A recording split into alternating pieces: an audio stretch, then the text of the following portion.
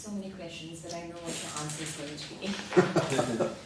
You will say there's no time, there's no self, but right now, given my ignorance, given the fact that I do think that this is the real world, that non-duality is not my natural self, how do I get from here to there? Oh, I wish I would be such a wealthy person if I could give you that.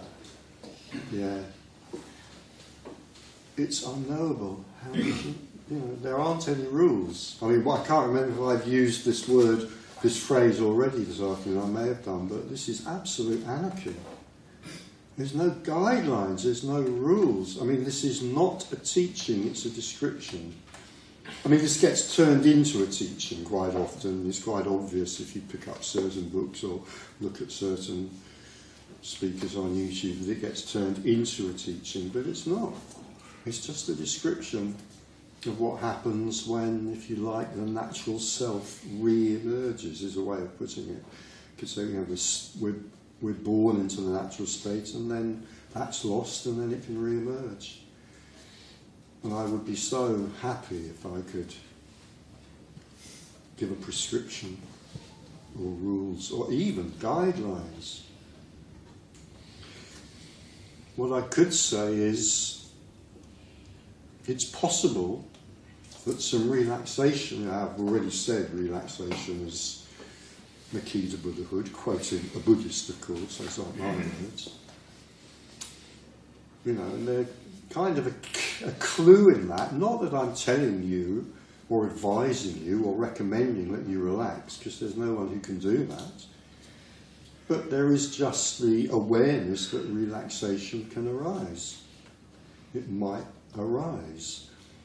And that is sometimes reported in meetings like this. And when I say meetings like this, I don't just mean, mine. Other people hold meetings like that. I mean that, in terms of a character here with an apparent history, that's what I would say. I started to go to meetings like this, and lots of things arose, including, as I said before the tea break, a lot of anger. But one of the things that arose regularly and more and more and more was relaxation. And I mean, I could create a story about that, and the story might kind of map onto reality or not. I don't know, it can't be known. But, that might have something to do with the energies in the room.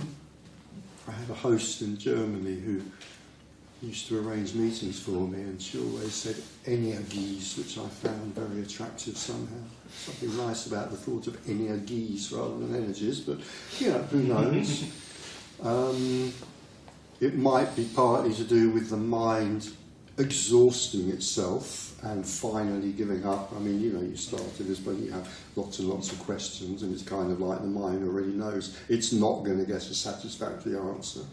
Nevertheless, there's an impulse to ask those questions. And in asking them, and then listening to an answer that falls somewhere between making no sense and complete nonsense or whatever, maybe the mind gradually exhausts itself, and maybe there's some kind of benefit in that.